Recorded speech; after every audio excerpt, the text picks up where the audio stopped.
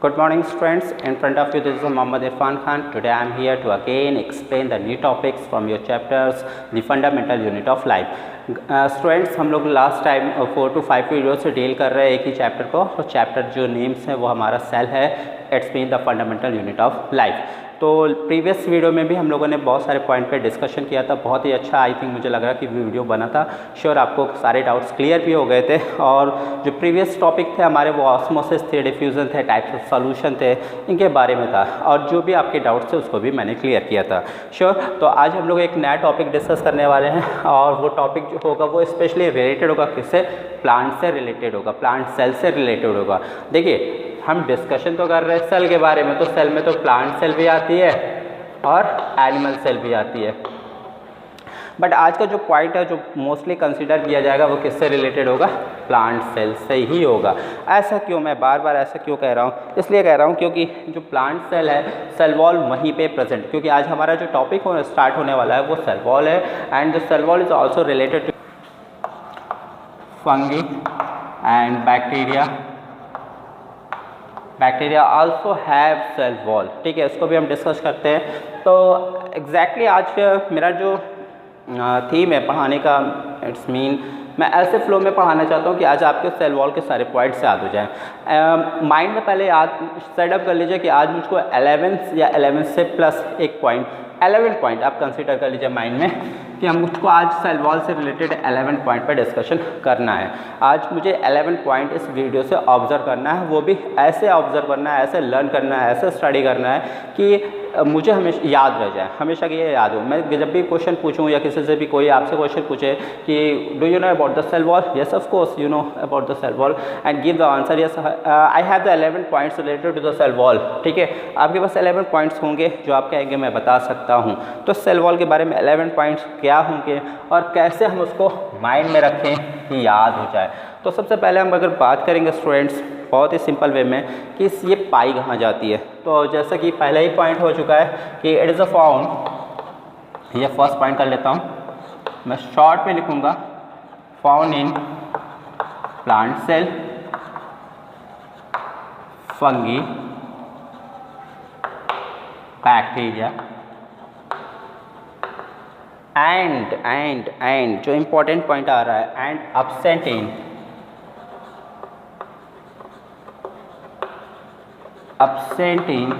animal cell.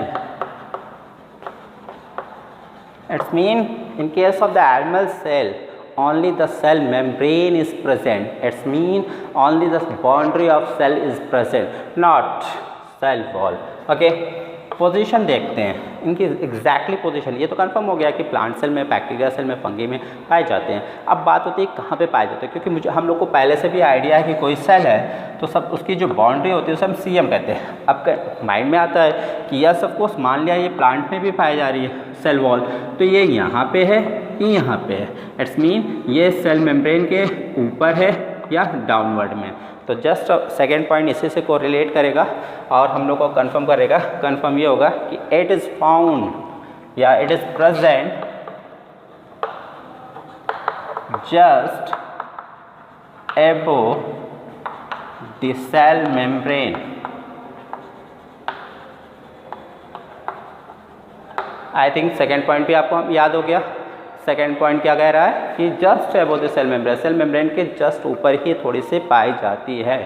अब बात आती है थर्ड पॉइंट की कि थर्ड पॉइंट क्या होने वाला है। तो सब थर्ड पॉइंट यही होगा कि कहाँ किसकी कंपोज होती है, किस चीज़ से कंपोज होती है। लास्ट टाइम आपको याद होगा सेल मेम्ब्रेन जो होती है उसका जो कंपोजिशन था वो था प्रोटीन एंड लिपिड्स। ओके, मैंने आपको टेस्ट मोड्स पे इसका रिवीजन टेस्ट भी लिया था, उसमें ये ऑप्शन नहीं दिया था और काफ़ी लोगों ने इसको रॉन्ग कर दिया था। तो माइंड में एकदम सेटअप कर लीजिए कि it is a compose of the protein and the lipids, and what will be happen with the cell wall? Yes of course the cell wall is a compose of cellulose, या इससे हम एक और भी कर सकते हैं सेलुलोज या हेमी सेलुलोज, दोनों लगभग एक ही चीज़ है, थोड़ा सा डिफरेंसेस है। ओके, और यह है क्या? है type of the carbohydrates. Okay, I think clear हो गया होगा। तो थर्ड पॉइंट क्लियर हो गया कि किससे कंपोज होते हैं, इनका कंपोजिशन क्या होता है, किससे बने होते हैं, तो सेलुलोज से बने होते हैं। It is a question which is related to your olympiad multiple choice type of questions and in the test as well as in case of board examination. Board examination में भी अगर क्या होता है कि कोई इस पीरियड में जो कोरोना पीरियड चल रहा है, इस पीरियड में अगर इस तरीके का कोई भी टेस्ट ऑर्गेनाइज होता है तो वो एमसीक्यू टाइप होगा, और उस एमसीक्यू टाइप में ये दोनों क्वेश्चंस आपके लिए बहुत इंपॉर्टेंट होंगे पॉइंट्स। नेक्स्ट बात करते हैं फोर्थ पॉइंट की। तो फोर्थ पॉइंट क्या होने वाला, फोर्थ पॉइंट इस बहुत ईजी होगा। क्या होगा देखिएगा, इससे रिलेटेड ही होगा। ऐसा फ्लो रहेगा कि सारे पॉइंट्स आपको याद रहें। देखिए, जब सेलुलोज से बनी है तो डेफिनेटली क्या होगी, मैं कह सकता हूँ स्ट्रॉन्ग होगी वो, ठीक है। टफ, सब एक ही वर्ड है, टफ, रिजिड एंड पोरस, ये इंपॉर्टेंट है। पोरस नेचर, पोरस होती है, पोर्स पाए जाते हैं, पोर्स पाए जाते हैं, ठीक है ना। पोर्स माने क्या होता है, पोर्स माने होता है होल। इट्स मीन ये सेल वॉल है तो सेल वॉल के बीच बीच में क्या होगा, ऐसे होल्स प्रेजेंट होंगे, दैट इज़ अ पोरस, ठीक है ना।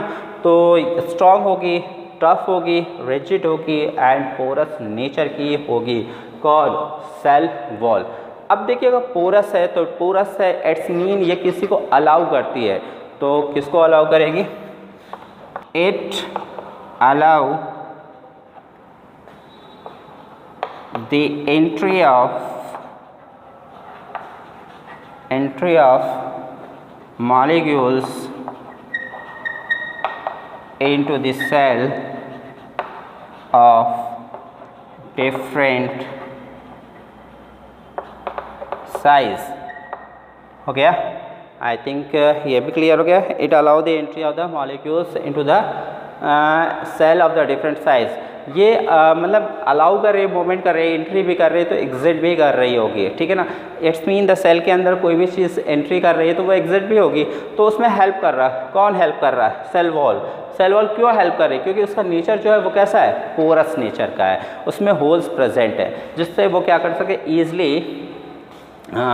मूवमेंट करा सकती है, किसी भी मॉलिक्यूल्स को एंट्री दे सकती है, परमिशन कर सकती है इन एंड आउट के। ओके, सिक्स पॉइंट के बारे में डिस्कस कर लेते हैं। सिक्स पॉइंट इसी से रिलेटेड कर देता हूँ कि entry allow the movement. Okay, 6.8 at repair and regenerate itself। Okay, कहते हैं ये इट रीजनरेट कर सकती है, रिपेयर कर सकती है खुद को, ठीक है। तो ये स्पेशल पॉइंट, बट एक पॉइंट और यहीं पे मेंशन करूँगा, 7 point, it is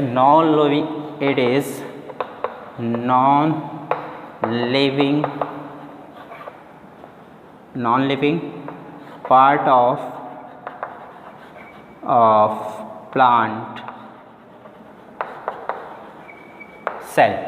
it's mean मैं कहना क्या चाहता हूँ, देखिए यहाँ पे 2 पॉइंट्स स्पेशली आ गए कि yes it repair and regenerate it self. अगर ये डैमेज हो रही है तो अपने से रिपेयर भी हो सकती है, रीजनरेट भी हो सकती है। बट नेक्स्ट पॉइंट मैंने इसी से रिलेटेड को रिलेट किया, it is non living part of the cell, plant cell. Plant cell की क्या है, नॉन लिविंग है। स्पेशली ये क्वेश्चन आएंगे आपसे, क्वेश्चन पूछे जाते हैं 1 वर्ड्स में कि cell wall is a living और the non living, then you go with the non living. अब बात होगी सर ऐसा क्यों, ये नॉन लिविंग क्यों है, क्योंकि ये क्या है ना, एक्स्ट्रा सेलुलर फ्लूइड है।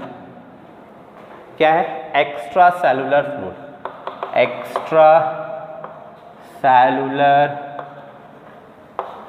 पार्ट में कर ऐसे, extra cellular part. It's mean आपको पता है जो लिविंग थिंग्स मटेरियल्स है वो सेल के इनसाइड है, मीन सीएम, सेल मेम्ब्रेन के अंदर है, और ये जो सेल वॉल है वो क्या है, आपकी सीएम के बाहर पाई जाती है। तो इसे इसीलिए हम क्या कहते हैं, एक्स्ट्रा सेलुलर पार्ट कहते हैं, और इसे हम नॉन लिविंग थिंग में कंसीडर करते हैं। तो आपसे क्वेश्चन आएगा कि ये बताइए which part of the plant cell is non living, then you go with the cell wall. Okay, तो आई थिंक ये 7 पॉइंट्स आपको मेंशन हो गए, ये अब आपको याद ही रहेंगे। एक बार रिपीट कर लूँ जल्दी से। Found in the plant cell में, फंगी में, बैक्टीरिया में पाए जाते हैं। पोजीशन क्या होती है, just like present just above the cell membrane के जरा सा जस्ट ऊपर ही पाए जाते हैं। किसके बने होते हैं, सेलुलोज एंड हेमीसेलुलोज के बने होते हैं। क्या है ये सेलुलोज हेमीसेलुलोज, कार्बोहाइड्रेट्स हैं। इसकी वजह से, बनने की वजह से ये स्ट्रांग हो जाती है, टफ हो जाती है, रिजिड हो जाती है एंड पोरस नेचर की होती है। पोरस होगी तो डेफिनेटली किसी की एंट्री इन एंड आउट में हेल्प करेगी। तो सेल में डिफरेंट टाइप्स के जो मॉलिक्यूल्स होते हैं अलग अलग साइज़ के, उनको ये अलाउ करती है, उनके परमिशन देती है, ठीक है ना। आप इसे परमिएबल भी मान सकते हैं। It repair regenerate it self, ये खुद से रिपेयर रीजनरेट हो सकती है। और सेकंड नेक्स्ट पॉइंट जो इससे हो जाएगा, it is a non living part of the plant cell. Now come with the next point.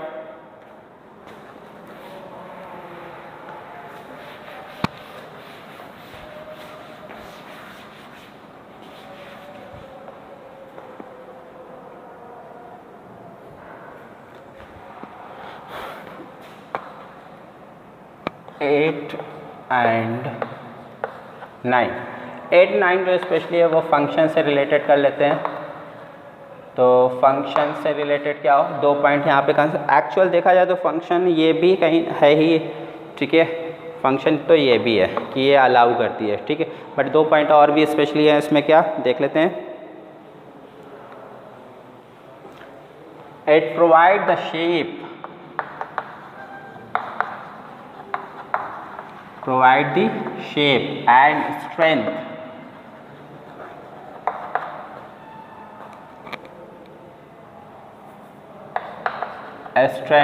to the cell। ये 2 पॉइंट इधर हो गए, 1 पॉइंट आप इधर भी मेंशन कर सकते हैं, ये भी क्या है, फंक्शन से रिलेटेड है। तो आई थिंक कितने पॉइंट हो गए, 9 पॉइंट हो गए हैं। एक पॉइंट और इससे रिलेटेड है, वो क्या है, प्लाज्मोलिसिस। 9 पॉइंट 10 पॉइंट इसी से रिलेटेड होता है, plasmolysis. What is a plasmolysis, ये भी आपके लिए इंपॉर्टेंट है, आपकी बुक्स में भी मेंशन है कि प्लाज्मोलिसिस क्या होता है। देख लेते हैं, इसको भी बता दूं एक बार। तो मैं ये 2 पॉइंट एरेज कर देता हूँ। एरेज मन तो नहीं कर रहा, बट करना ही पड़ेगा।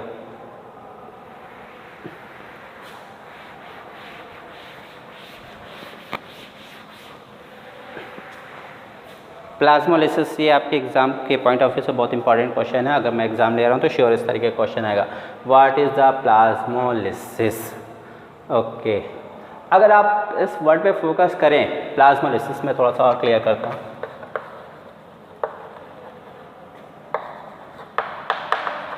देखिए, प्लाज्मा एंड लाइसिस, लिसिस या लाइसिस, लाइसिस में तो होता है ब्रेक होना, ठीक है, कटना। प्लाज्मा का डिग्रेड होना, कटना, मिनिमम होना, ठीक है। इस तरीके से वर्ड से मीनिंग निकाल लेते हैं। इट्स मीन, आपको पता होगा कोई सेल होती है तो सेल के अंदर प्रोटोप्लाज्म होता है। मैंने इस पर डिस्कस किया था, प्रोटोप्लाज्म। देख लीजिए प्रोटोप्लाज्म क्या होता है। न्यूक्लियस आप जानते हैं, ओके, न्यूक्लियस, और ये साइटोप्लाज्म। दोनों को ऐड कर दीजिए, क्या बन जाएगा, प्रोटोप्लाज्म।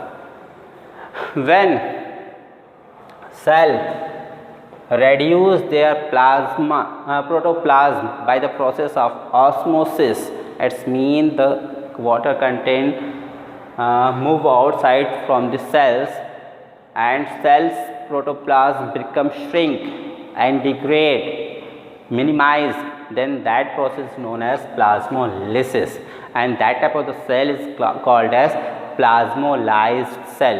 नहीं आया, हमें लग रहा है कि आपको नहीं आया, बहुत ही सिंपल सा। देखिएगा, ये कोई सेल है, ठीक है ना, इसके अंदर साइटोप्लाज्म कंटेंट है।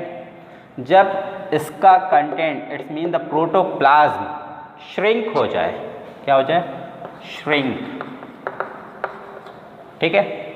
प्रोटोप्लाज्म क्या हो, श्रिंक हो, या हम इसे रेड्यूस भी कह सकते हैं, रेड्यूस हो जाए। कैसे रेड्यूस होगा, by the process of osmosis, अब कौन सी ऑस्मोसिस होगी, आई थिंक आपको पुराने वीडियो से याद होना चाहिए।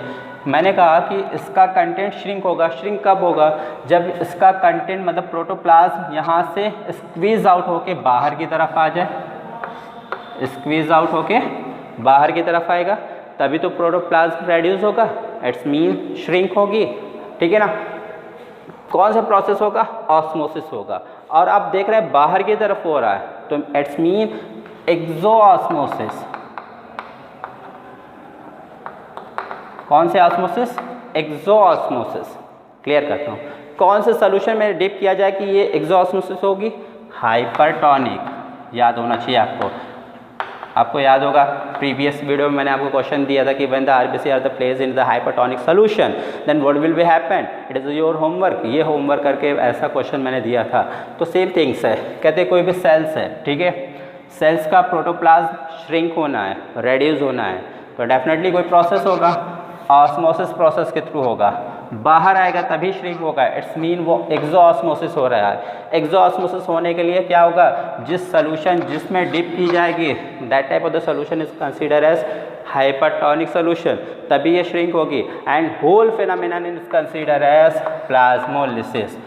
इट्स मीन इस प्रोसेस को हम क्या कहेंगे? प्लाज्मोलिसिस कहेंगे। सिंपल वे में अगेन मैं डिफाइन कर देता हूँ कि when a cell perform the osmosis and the protoplasm of the cell become shrink or the reduce by the process of exoosmosis, then that process is considered as plasmolysis, and that type of the cell is called as plasmolysed cell. Plasmolysed cell. I think clear हो गया। तो 9, 10 and 11 ये points आपके किससे related थे? Cell wall से, जो आपके क्लियर हो गए। तो बहुत सिंपल वे में हम लोगों ने डिस्कस किया 11 पॉइंट्स जो इम्पॉर्टेंट था, जिसको मुझे उम्मीद है कि आना चाहिए आपको और जो इससे रिलेटेड था। तो आई थिंक क्लियर हो गया होगा। पहला पॉइंट मुझे ऐसे ही कंसिडर कर लेता हूँ। फर्स्ट पॉइंट ये था कि where is the cell wall is present, then you go with the plant cell, fungi and the bacteria. What is the exact position of the cell wall? Cell wall की exact position क्या आती है? तो just above the cell membrane, cell membrane के just above ऊपर ही पाई जाती है। Third point क्या था? कंपोजिशन, किससे बनी होती है? Then you go with the cellulose and the hemicellulose. Hemicellulose and cellulose है क्या? Actual a type of the carbohydrates. ये हो गया। जब सेलुलोज हेमिसेलुलोज के बनेंगे तो सेल वॉल कैसी हो जाएगी? टफ हो जाएगी, स्ट्रॉन्ग हो जाएगी, रिजिड हो जाएगी एंड द पोरस होगी। पोरस से नेक्स्ट पॉइंट होगा, पोरस होगी तो इट्स मीन ये अलाउ करती है डिफरेंट मॉलिक्यूल्स को, एंट्री प्रोवाइड करती है, ठीक है ना, सेल के अंदर। तो ये पॉइंट था आपका, it allow the entry of the molecules into the cell of the into the cell of different size, अलग अलग साइज़ के मॉलिक्यूल्स को सेल के अंदर एंट्री कराती है, ठीक है। नेक्स्ट पॉइंट था कि it repair it self and regenerate, ये खुद से रिपेयर हो सकती है और रीजनरेट भी हो सकती है। बट उसी नेक्स्ट पॉइंट क्या हिट हो रहा था कि it is a non living part of the plant cell. इसे non living part of plant cell से क्यों कहते हैं? बिकॉज ये प्लाज्मा मेम्ब्रेन के बाहर पाई जाती है, ठीक है ना। हमें पता है, याद रखिएगा 9 पॉइंट हुए हैं। कोई भी सेल है, ये सेल के अंदर का जो कंटेंट है प्रोटोप्लाज्म है, ये इंट्रासेलुलर फ्लूइड है, इंट्रासेलुलर पार्ट या फ्लूइड। सेल के बाहर का हो जाएगा तो एक्स्ट्रा सेलुलर पार्ट या फ्लूइड, ठीक है ना। तो ये सेल मेम्ब्रेन के बाहर पाई जाती है, प्लाज्मा मेम्ब्रेन के बाहर पाई जाती है, इसीलिए इसे हम क्या कहते हैं? नॉन लिविंग पार्ट के कंसीडर करते हैं। तो 9 पॉइंट हो गए। 10 पॉइंट हमारे क्या इससे 9 पॉइंट हो गए। फंक्शन क्या थे? 6 पॉइंट। फंक्शन में provide the shape and second क्या था? Strength to the cell. एक पॉइंट और क्या था आपका? Plasmolysis. What is the plasmolysis? When the cell shrink or reduce their protoplasm by the process of osmosis, then that process is considered as plasmolysis, and that type of the cell is considered as plasmolyzed cell. Now students एक छोटा सा point और भी है, इसका point नहीं है, एक ऑर्गेनेल है न्यूक्लियस, उसके बारे में भी डिस्कस कर लेते हैं इस वीडियो में।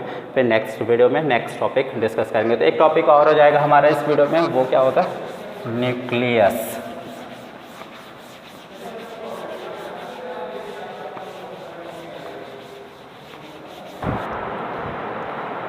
Okay students, now we discuss about the nucleus. Cell wall हो चुका है हमारा टॉपिक, और अब हम बात करेंगे न्यूक्लियस की। ओके, न्यूक्लियस क्या है? अगर मैं एक रफली डायग्राम बना दूं तो कुछ ये इस तरीके से इसका डायग्राम होगा।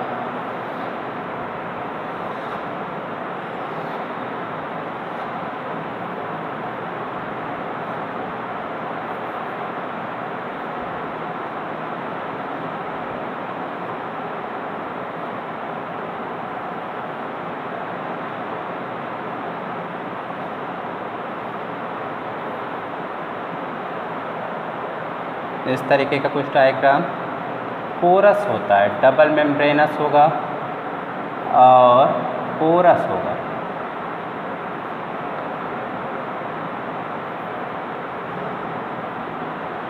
ओके, यहाँ पे एक सर्कुलर स्ट्रक्चर्स और कुछ इस तरीके से थ्रेड लाइक स्ट्रक्चर्स भी प्रेजेंट होंगे। तो देखिएगा,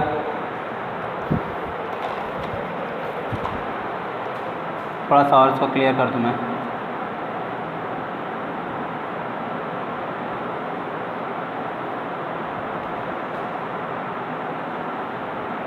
आई थिंक अब आपको क्लियर दिख रहा होगा।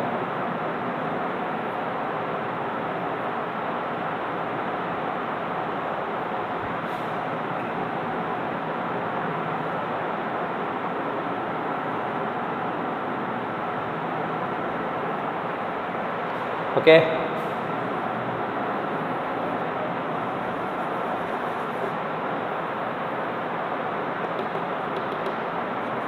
ये इस तरीके से स्ट्रक्चर्स देखिए, मैं लेबलिंग कर देता हूँ। ये एक्चुअल हो गया nucleus.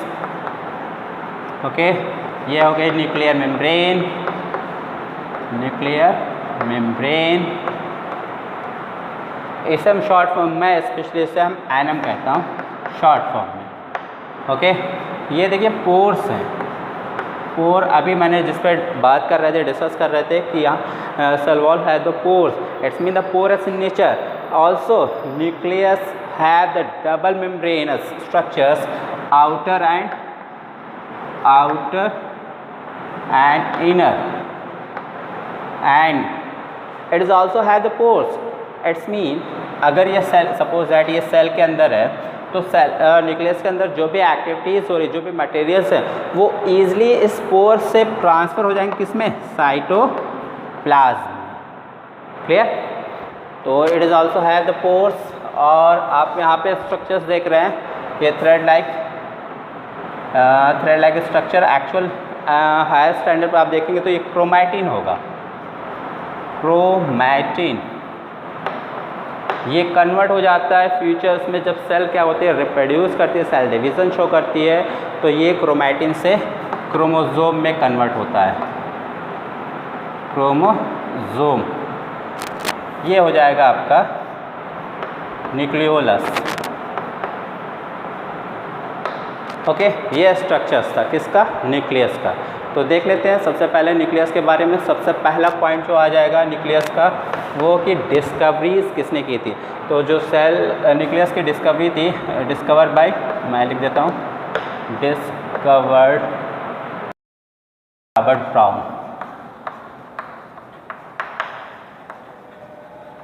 Okay, second point, it is a found in, कहाँ पे पाई जाएगा?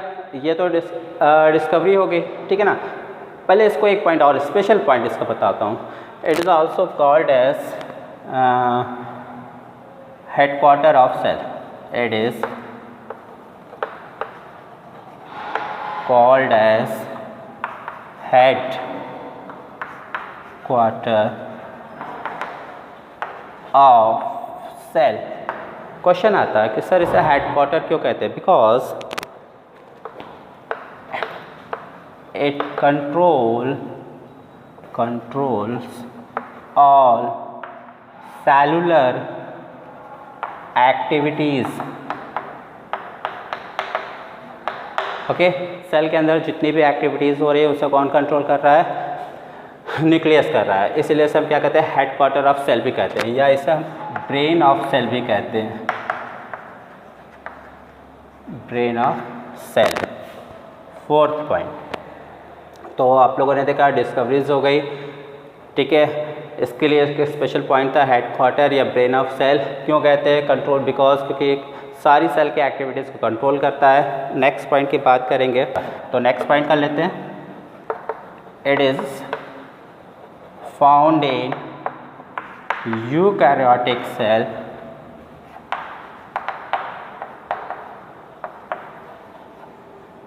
not in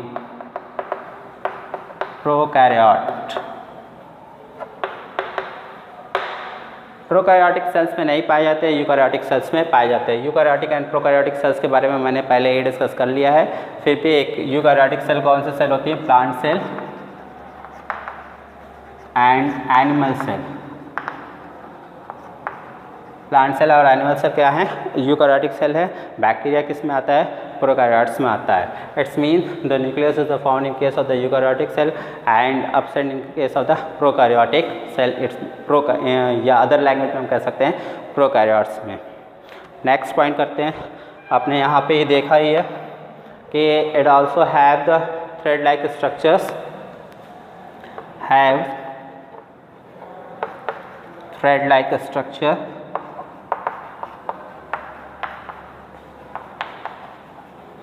called chromosome।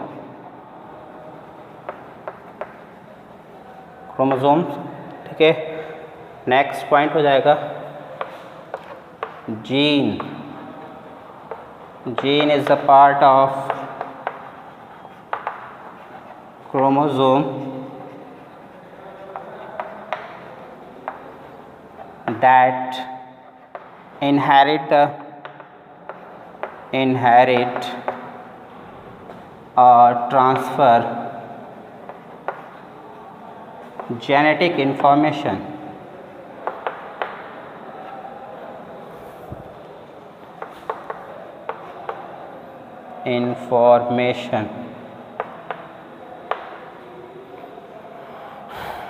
to next generation।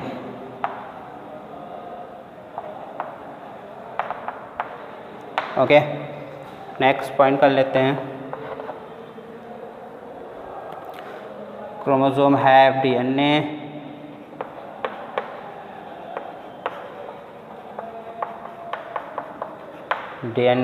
that is also responsible for that store or transfer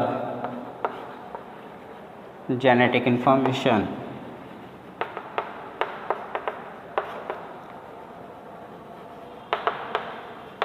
Okay guys, just wait।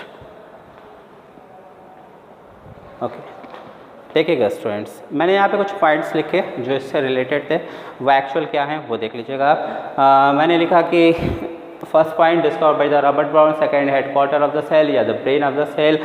क्यों कहते हैं? क्योंकि because it control the all cellular activities, cell के अंदर होने वाली डिफरेंट एक्टिविटीज़ को ये कंट्रोल करता है। ठीक है, कहाँ पे पाए जाते हैं? यूकैरियोट्स में पाए जाते हैं, प्रोकैरियोट्स में एब्सेंट होते हैं। वहाँ पे प्रोकैरियोट्स में जेनेटिक मटेरियल्स तो प्रेजेंट होते हैं, न्यूक्लिक मटेरियल्स प्रेजेंट होते हैं, न्यूक्लिक एसिड प्रेजेंट होती है, बट जो न्यूक्लियर मेम्ब्रेन होती है एब्सेंट होती है। इसीलिए इसे कंसीडर कर लेते हैं कि न्यूक्लियस जो है it is absent in case of the prokaryotes but present in the eukaryotes. Eukaryotes mean plant and animal cell.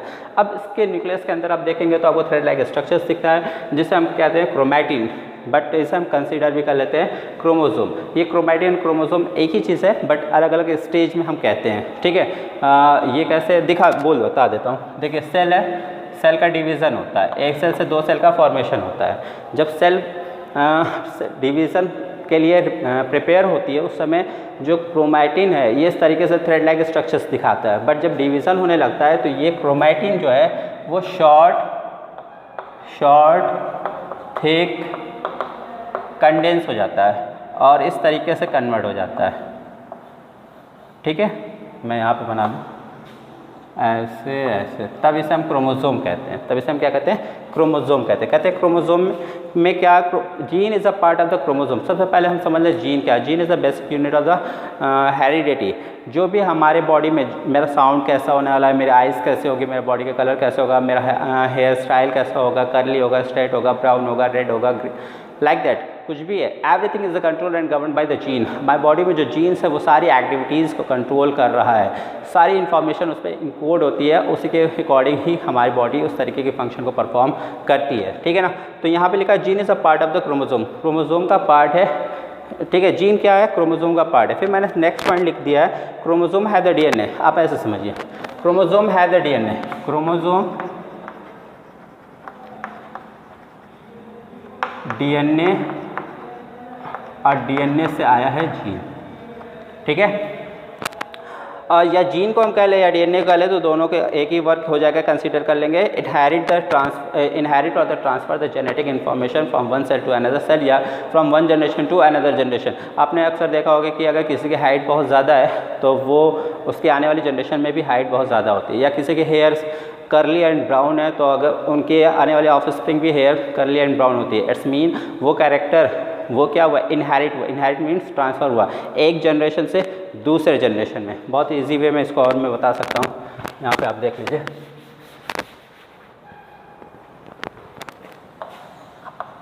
ये कोई हैं, इनके हेयर इस तरीके से करली है तो इनके आने वाले ऑफस्प्रिंग होगी उसके भी हेयर करली है।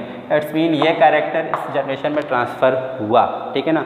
तो transfer of characters from one generation to another generation is regulated by the gene और the DNA.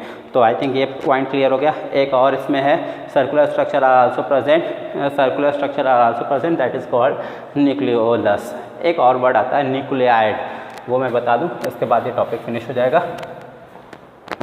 Nuclide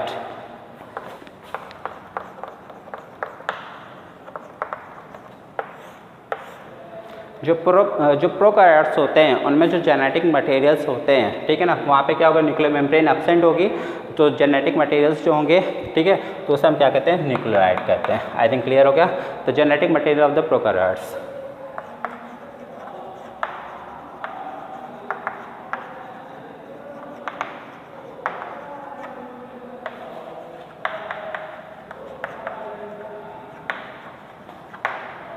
the genetic material of तो genetic material of the prokaryotes या जेनेटिक मटेरियल को हम न्यूक्लिक एसिड भी कह सकते हैं।